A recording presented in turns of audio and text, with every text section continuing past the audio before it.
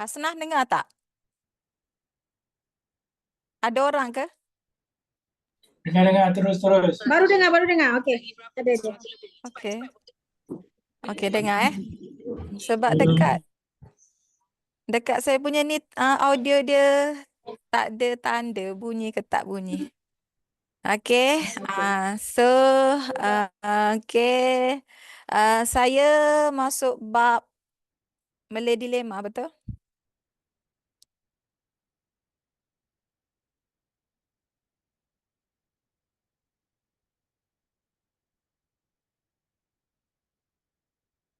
Okey, kita punya trainer kita ada lagi ke tu?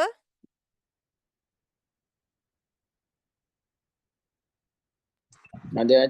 Ada. Boleh nampak ke saya punya sharing screen? Tak nampak. Tak nampak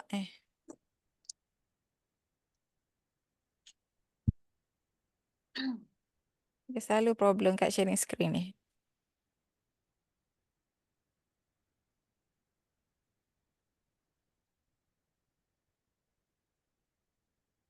Mami dah co-hostkan saya kan? Dah aku host dah. Dua-dua? Dua-dua? Tak punya. Aku susah lah. Jangan. Tak boleh ke? Setengah kaca. Tak nampak pun dekat skrin ni. Setengah kaca. Saya jadi host. Dah host. Okey. Kejap Oh, betul lah. Tak co-host. Okey, kejap.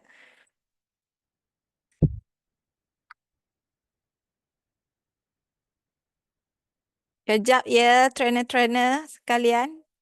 Okey, saya punya topik saya Malay Dilemma. Okey ke semua?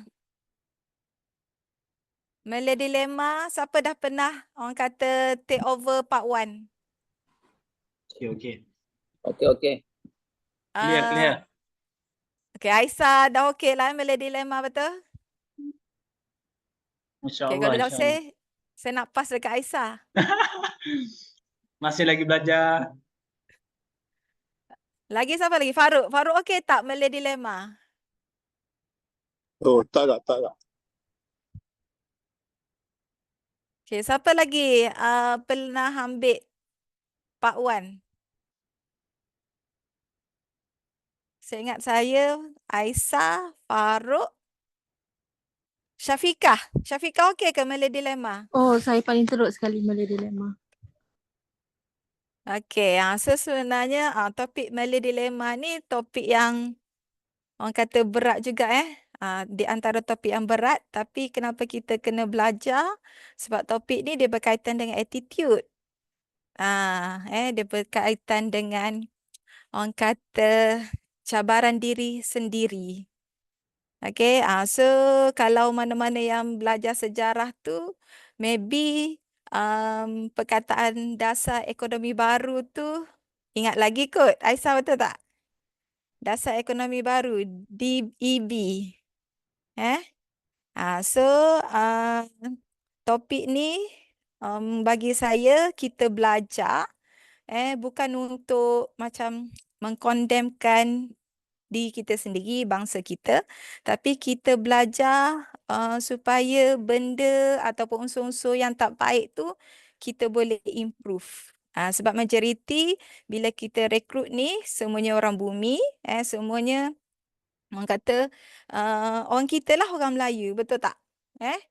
So topik ni kita kena orang kata kita kena tahu topik ni kita nak ubah mindset ataupun ubah pemikiran student-student kita ni yang kebanyakannya orang kata attitude tu diwarisi secara keturunan ataupun diwarisi oleh budaya.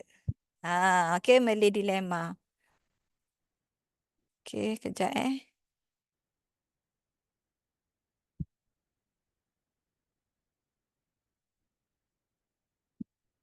Mami boleh share tak syllabus tadi?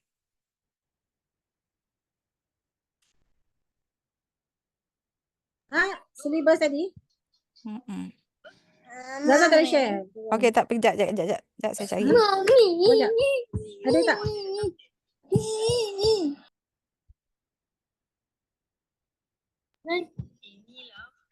Ini baku dah. Betul, betul.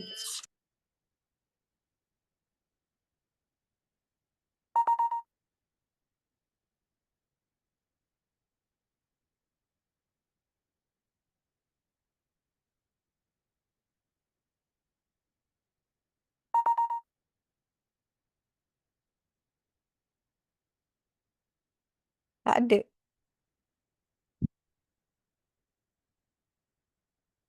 Tak ada saya apa. Okey. Okey, so Malay Dilemma ni apa yang kita tahu ini adalah orang kata buku yang dikeluarkan oleh Tun Mahathir. Okey. Tapi kan ni cikgu Ni aja. Zah, saya dah buat awak host. Ya.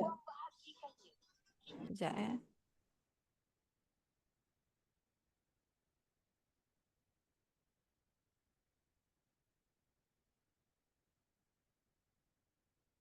Okey dah. Mana saya punya training tadi? Simpan kat mana pun tak ingat.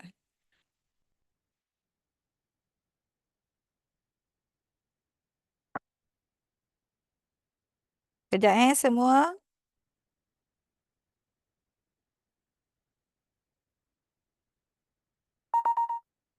Kenapa tak masuk dalam iPad saya?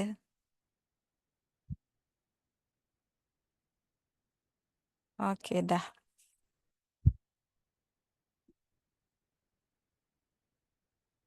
Okey.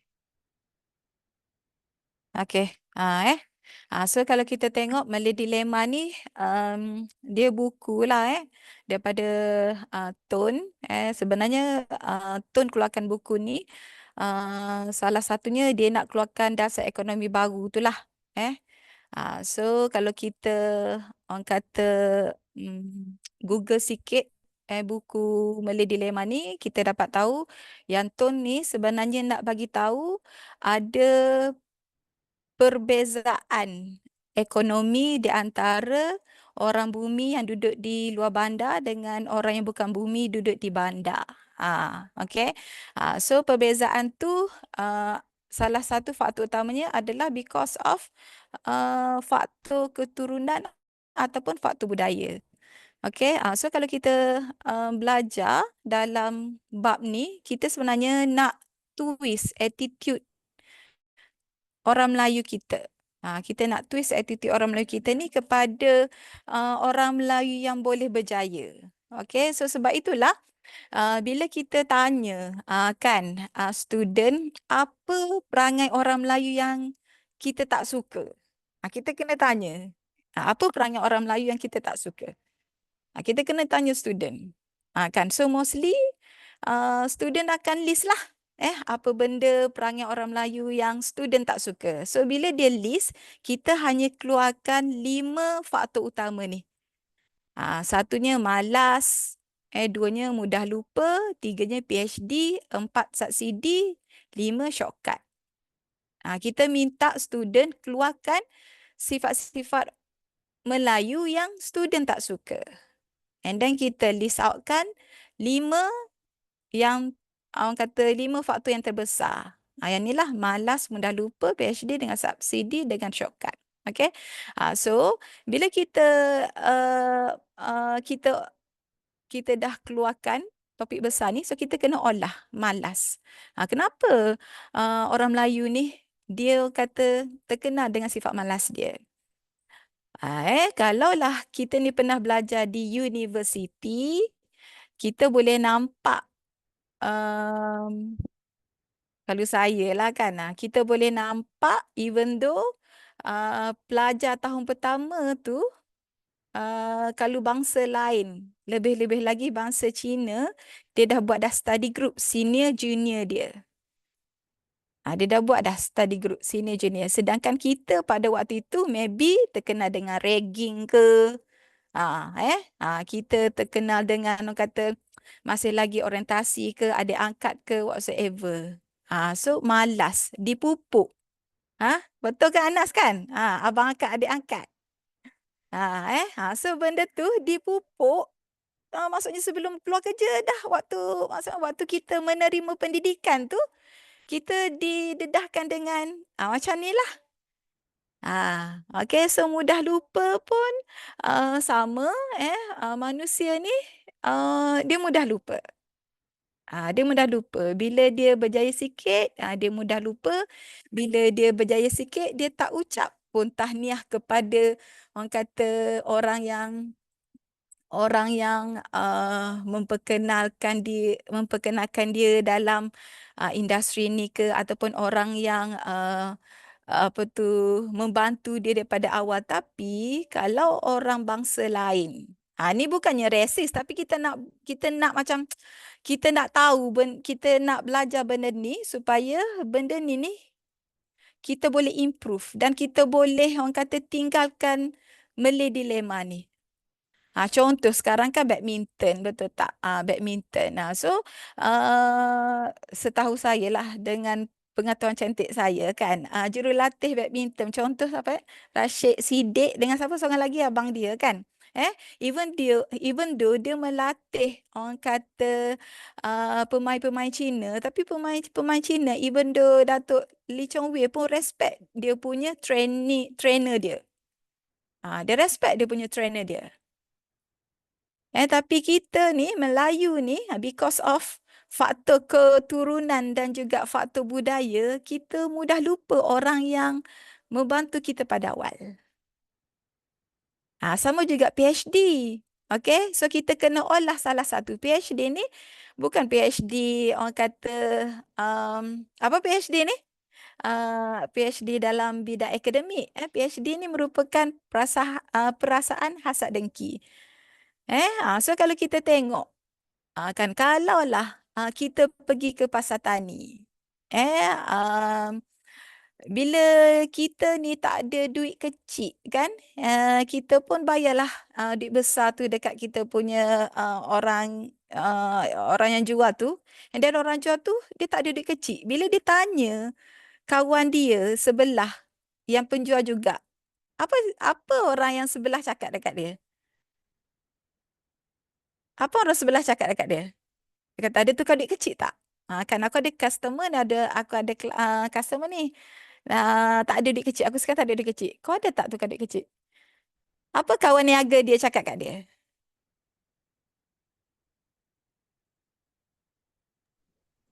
Aku pun tak ada. Dia kata, kalau dia tak cakap macam, dia kata, kalau aku bagi kat kau duit kecil, so, Cari mana? Ha? Aku pun tak ada. Apa dia? Aku kena tukar tempat lain pula. Macam tu. Betul kan?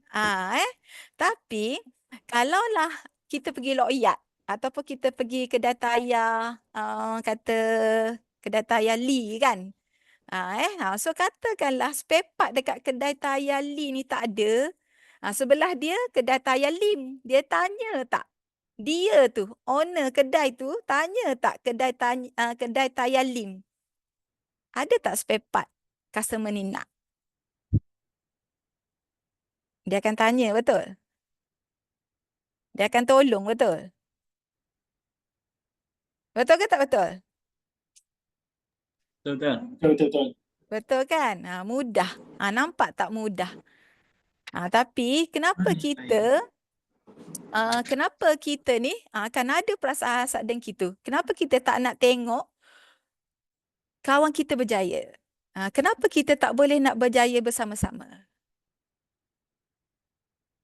Sebab itulah salah satu buku ni dikeluarkan supaya kita ni boleh mengubah attitude orang Melayu. Dengan orang kata mindset ataupun pemikiran yang berbeza. Okay. So 3. Kita dah olah dah PhD tu, kita dah bagi analogi kan. Bayangkan kalau kedai makan. Kalau dulu waktu zaman saya belajar dulu, kan sini saya kata, jangan pergilah kedai makan kat luar tu. Banyak sangat santau. Contoh. Tapi kita tak pernah dengar pula Cina-Cina ni kedai makan dia Kena santar lah whatsoever lah.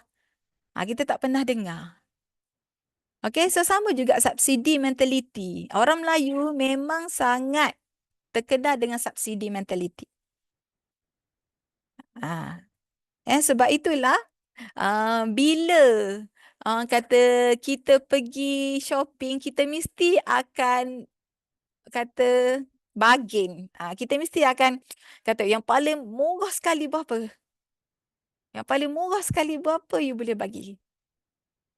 Subsidi mentality. Terlalu tebal. So bila subsidi mentality terlalu tebal, so benda ni boleh menghalang orang kata kita nak berjaya.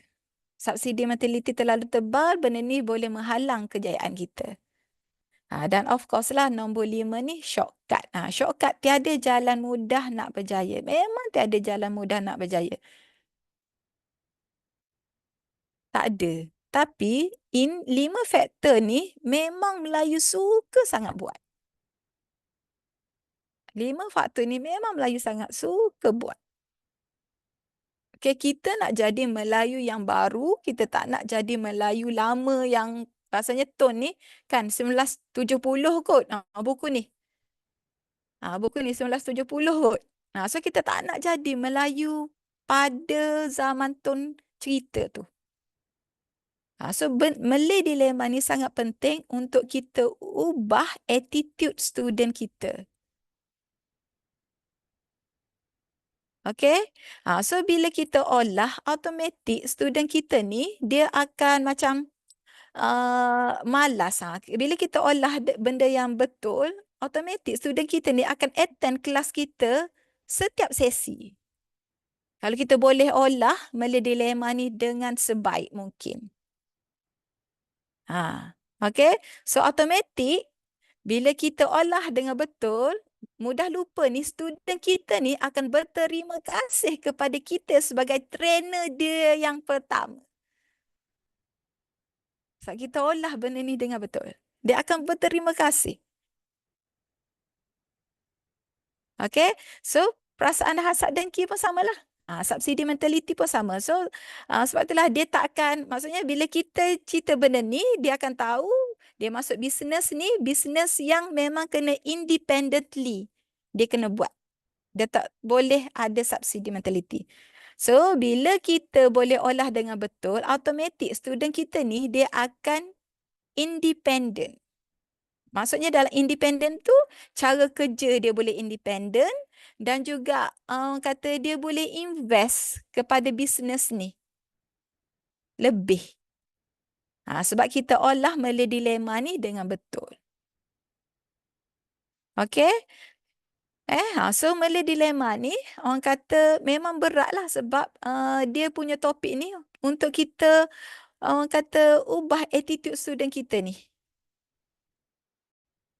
Kepada attitude Melayu baru. Apa faktor yang orang Melayu ni susah nak berjaya? 5 faktor ni lah utama yang Melayu susah nak berjaya because of ada 5 faktor ni. Okay? So habislah Malay Dilemma. Habislah Malay Dilemma. Okay, so far nak tanya. Sama tak bila kita cerita, bila semua trainer cerita tentang Malay Dilemma ni, objektif dia untuk mengubah attitude atau pemikiran student tu sama tak dengan apa yang saya jelaskan tadi? Sama ke tak sama? Trainer. Sama ke tak sama? Aisyah? Anas?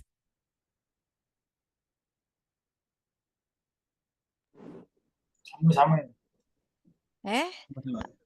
So matlamat macam yang Cik Zul bagi tahu daripada awal, matlamat setiap topik tu kita kena tahu. Kalau kita tak tahu, kita kena tanya. Okey, kenapa kita kena share tentang Malay Dilemma ni? Kan apa objektif dia dalam topik ni? Contoh. Sama juga, apa objektif dia untuk kita cerita tentang kisah Aladin? Apa objektif dia? Kalau kita tak tahu, trainer kena tanya kepada yang berpengalaman. Kena tanya. Kita bukan boleh suka-suka share. Tak boleh sebab benda ni dia berturutan. Maksudnya benda ni objektif dia ni akan berturutan. Okey, kenapa kita cerita sebelum Malay Dilemma tu kita cerita tentang ASK ni, Attitude Skill Knowledge, sebab dia related. Kita kan dah belajar ASK, betul tak? Kita kan dah belajar ASK. So apa yang you dapat daripada topik Malay Dilemma yang kita belajar pada malam ni? So you boleh tanya student. Attitude nombor 1. Betul kan? Dia related. Dia sebenarnya ada kesinambungan setiap subjek-subjek ataupun silibus-silibus ni. Okay? So next adalah 100 life story. 100 life story ni kita nak, orang kata, kita nak student tu sedar kedudukan dia sekarang. Kalaulah dia bertindak daripada hari ini, kan, journey dia, life story dia, bila dia retired, sama ada umur 55 ataupun 60, kat mana dia berada. So, topik ni untuk, orang kata, trigger student tu, kan, kalaulah masa depan dia buat dengan betul-betul, tak mustahil dia akan duduk dalam kategori 1 dan 2. Statistik daripada Jabatan Buruh. Maksudnya 100 life story. 100 life story daripada 100 orang yang bekerja pada masa bersara. Okey, statistik daripada Jabatan Buruh yang dibuat ke atas 100 orang yang bekerja pada masa dia bersara. 49% depends on others. 29% meninggal dunia, 12% muflis, 5% masih bekerja, 4% keuangan yang teguh ataupun financial freedom, dan 1% super duper rich. Okey, ini adalah realiti kehidupan. 49% bergantung kepada orang lain. Okey, so kita pun tanya, okey, siapa kat sini masih ada lagi orang tua? Contoh, masih ada lagi orang tua, kita tanya. So kata kalau dia kata orang tua dia tak ada, so kategori nombor 5 ni, meninggal. Tapi kita tanya lagi, siapa kat sini yang orang kata orang tua dia duduk dalam kategori nombor 6? Boleh tak check? Contoh, kategori nombor 5. Boleh tak check? 2. Gitulah. Kategori nombor 3. Boleh tak check?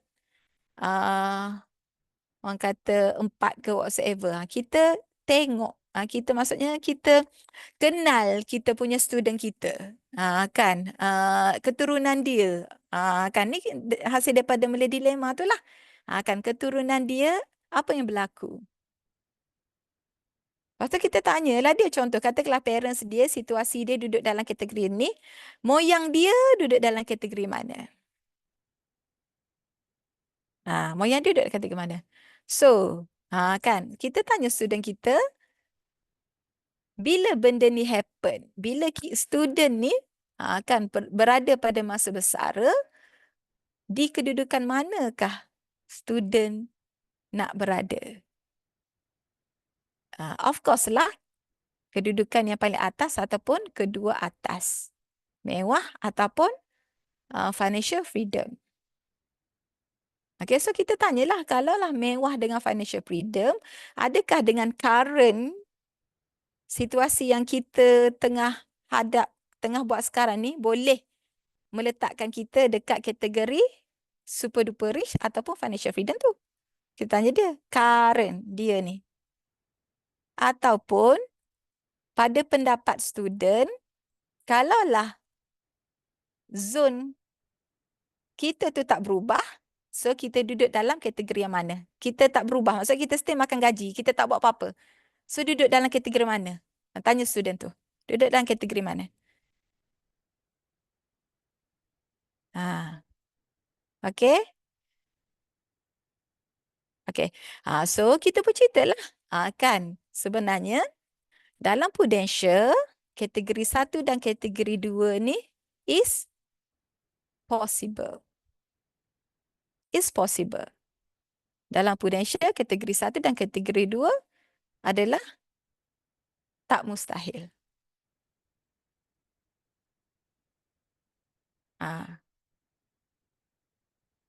Okay. So, kita cakap lah. Okay. MDRT. Kalau MDRT, Aisyah, dia duduk dalam kategori mana?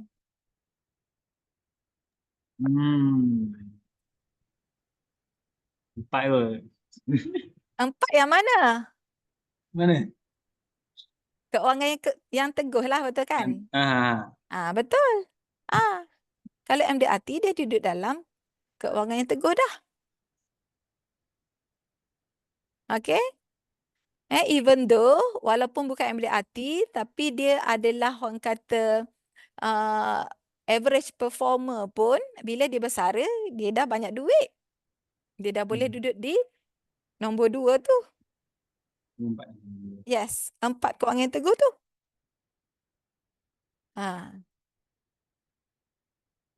Okay. So macam mana? So macam mana tu kita, orang kata kita share dengan 4 quadrant of agent. 4 quadrant of agent. Macam mana?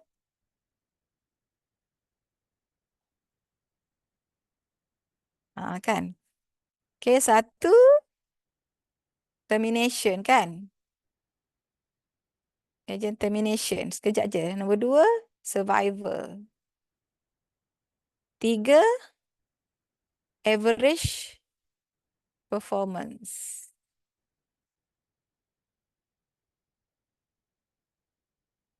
Yang last sekali, high performance.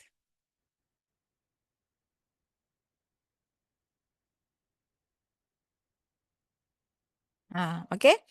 So, kalaulah you jadi agent Prudential tapi yang duduk kat sini, kan bila bersara, you juga akan berada di tangga yang kedua teratas. Macam mana nak buat average performance tu? So, kita share lah cara kerja yang betul. Average performance. Okay, so termination ni maksudnya hot chicken shit. Termination ni. Tunggu MOC sahaja. Cukup MOC sahaja. MOC sahaja. Okay. So average performance pun, kalau high performance, dia akan buat 3 presentation per day kali dengan 5 hari, dia akan dapat 15 presentation. 15 presentation kali dengan 4 minggu, dia jadi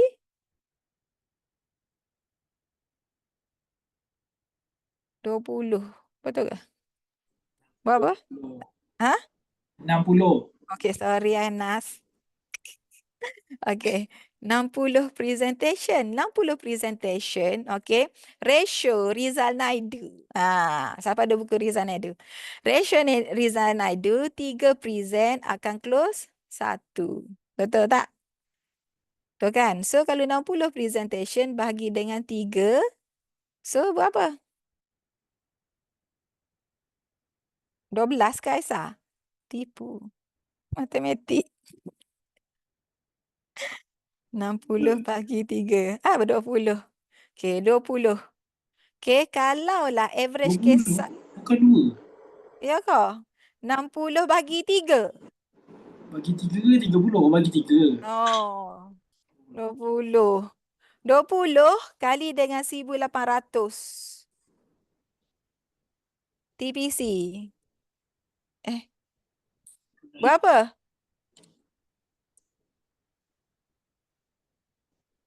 36,000 TPC. Betul? Betul kan? Ni sebulan.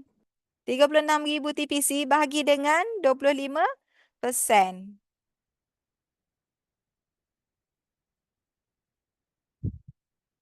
36 kali 0.25.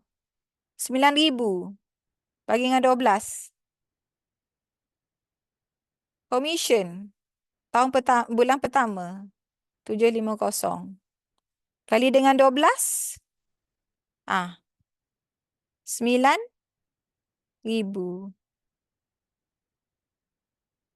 Commission. Kalau kita buat 3 presentation kali 5. Kita buat 3 presentation kali 5. So sebab itulah kita kena cakap dekat student, benda ni dah ada formula. Kalau kita ikut, insya-Allah kita boleh jadi bukan average performer, tapi kita boleh jadi high performer. So bila high performer dalam Prudential ranking yang kita tunjukkan tadi 100 type of people tadi adalah di ranking pertama ataupun di ranking yang kedua. Betul kan? Siapa yang pergi BYB Abang Wan semalam? Dia buat production setiap bulan average 20,000, betul tak? Betul kan? 20,000 ni kita ambil TPC 100.5 je tau. 20 kes lah Kak Zah. 20 kes. Tapi tak tahu lah berapa ribu. Sorry. Betul. 20 kes. Okay, so TPC 1,800 sahaja. 1,800 saja. Okay, so benda ni dah ada. Cumanya, kita nak follow ataupun tak nak follow. Kalau kita follow, automatik kita akan berada dalam tangga 100 type of people tu, tangga pertama ataupun tangga kedua. Kalau kita follow malas-malas pun, kita akan berada di tangga yang kedua. And then kalau kita follow malas-malas pun, kita duduk dekat average performance. Tapi kalau kita follow betul-betul, dia duduk di high performance. Tapi because of kita dah belajar, dah melih dilema tu, sepatutnya 5 faktor tadi, kita dah avoid. 5 faktor tadi kita avoid, of course lah. Kan? Kita boleh membina attitude yang baru dan kita boleh jadi high performer. Okay? Faham Okay, ada soalan tak?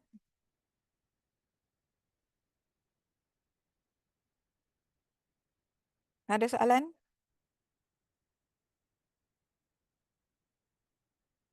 Okey, Malay Dilemma tadi lupa. Malay Dilemma tadi, kalau saya, Malay Dilemma ni satu topik lah sebab kita nak, orang kata kita nak share dengan student kita habit. Kan, habit orang berjaya, habit orang kata orang bisnes macam mana. So, bagi saya, kalau saya, Malay Dilemma tu saya akan ambil satu malam, satu slot Malay Dilemma tu. And then, kalau dululah waktu zaman saya, bila share tentang, bila tanya student, you pernah dengar tak ketam Cina dengan ketam Melayu?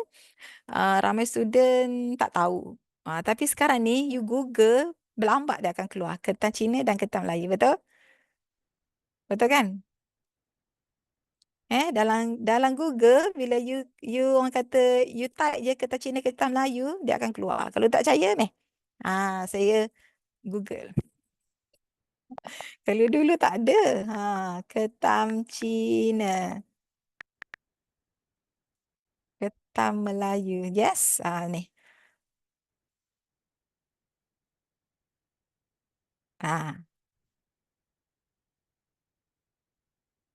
See?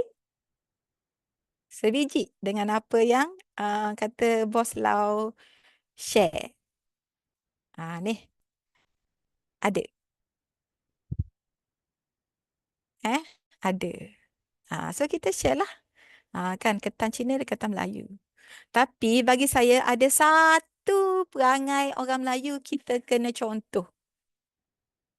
So orang Melayu ni kan, kalau kata Aisyah, boleh cakap Cina? Aisyah kata, boleh? Betul tak? Boleh dia nombor 1. Kan kau tanya siapa tanya Fatin. Fatin, boleh buat rendang. Fatin kata boleh. Orang Melayu ni dia kata boleh dulu, betul tak? Selalunya orang Melayu boleh, boleh, boleh. Ada yang tak boleh, betul tak? Dan resume dengan aku, dia lah yang terbaik, betul?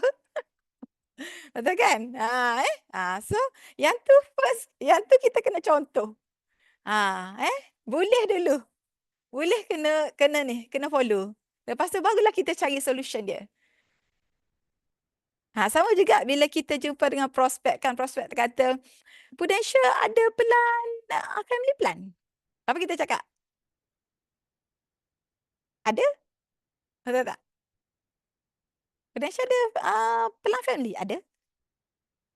Kan? Prudential ada pelan MLTT? Ada? Prudential ada pelan untuk bisnes? Ada? Semua kita kata ada ataupun semua kita kata boleh. So yang tu habit orang Melayu kita kena contoh. Boleh dulu. Kita kena cakap boleh dulu. Lepas tu baru kita belajar. Baru kita belajar. Yang tu habit orang Melayu yang kita kena, orang kata, kena pegang ataupun kena kekalkan. Okay, ada soalan tak? Ada soalan ke? Ke dah tidur semua orang? Benda dilema tu kalau kita tak berapa ni, tak perlu ulas lama kot. Untuk satu malam tu, lama juga sejam tu. Tak perlu salah ulas. Tapi boleh buat demo dulu kan. Demo tu macam mana Anas? Demo lah, demo present dekat Kaza, at least boleh protect lah berkaitan dengan bangsa ni, salah sebut. Tak, sebab itulah kita kata kat sini kita bukan nak resis, tapi kenapa Tun ni keluarkan buku ni? Tun kan orang Melayu, kenapa dia keluarkan buku ni? Sebab pada waktu itu Tun nak keluarkan dasar ekonomi baru. Kenapa? Sebab terlalu besar perubahan ekonomi di antara orang bumi yang berada di luar bandar dengan orang bukan bumi yang berada di bandar. So buku ni kita Tun keluarkan untuk orang kata faktor-faktor yang boleh menyebabkan orang Melayu ni tak boleh nak berjaya. Dia keluarkan supaya orang Melayu ni sedar. So kenapa kita kena belajar? Sebab maybe kita tengah buat benda ni. Dan benda ni kita rasa benda ni adalah benda yang betul because of keturunan kita buat. Macam subsidi. Gimana tu pergi ambil subsidi baja? Kan? Parents kita buat dulu. Subsidi baja whatsoever. Bagaimana tu? Ada subsidi ni pergi ambil ni. Okay, so kalau tak ada subsidi, adakah kita tak boleh nak hidup? Adakah kita macam kalau tak ada subsidi ni, adakah kita tak boleh nak berjaya di atas kaki sendiri? No. Subsidi itu adalah bantuan. Subsidi itu adalah orang kata tambahan. Kalau tak ada subsidi, kita kena orang kata kena usaha lebih lagi lah. Anas kena orang kata kena olah benda tu supaya macam student kita ni faham kan apa faktor yang buatkan kita ni tak boleh berjaya ni. Bila kita belajar kan kita tahu kat mana kita orang kata kat mana jalan penyelesaian dia. Contoh malas. Macam mana nak bagi perasaan tu tak malas. Contoh macam itulah dilema. Sebab tu orang kata Pak Wan ni susah sebab Pak Wan ni kita nak orang kata twist mindset student kita ni daripada part time pergi ke full time, daripada tak minat bisnes daripada orang kata hot chicken shit akan jadi tekad dan nekat macam tu. So dilema ni penting. Kalau macam kita tak faham lagi kan macam mana nak olah, memang kena banyak role play lah. Memang kena banyak role play dan memang kena bertanya. Memang kena banyak bertanya. Saya setiap kali nak mulakan kelas, kalau ada subjek yang saya rasa macam dah tak ingat lah. saya akan tanya. Saya akan tanya semua trainer. Yang ni macam mana Saya tanya Cik Sabri, saya tanya Cik Adli, paling banyak Cik Adli lah. Cik Zul, macam mana? Cik Sufidah. Sama, Cik Sufidah pun kata, Eza, telur ni macam mana telur? Kita kena tanya. Sebab betul lah Anas kata, takut tersalah mengajar. Betul tak? Takut tersalah mengajar. So, kena banyak tanyalah. Tapi Malay Dilemma ni, kalau kita dapat olah dengan betul, insya-Allah, kan orang ni kan akan respect kita. Sebab you yang mengajar tentang changing mindset. Okey. Okey, Anas. Okey, ada soalan lagi tak?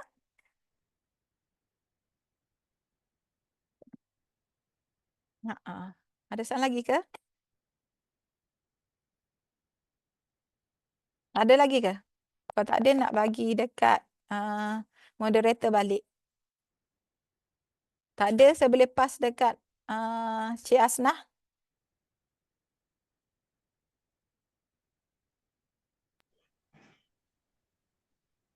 Okey.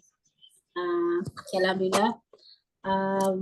Panjang lebar rasanya kan. Panjang lebar untuk 2 topik, 3 topik yang kita cover malam ni. 4 lah.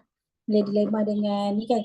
So terima kasih untuk Cik Sarizo, terima kasih untuk Cik Zaza untuk malam ni.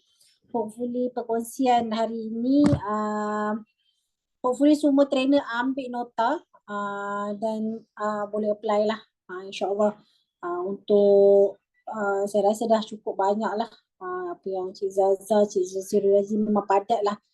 Memang padat dan juga complete lah saya rasa kan. So kita kena ambil lah yang tu.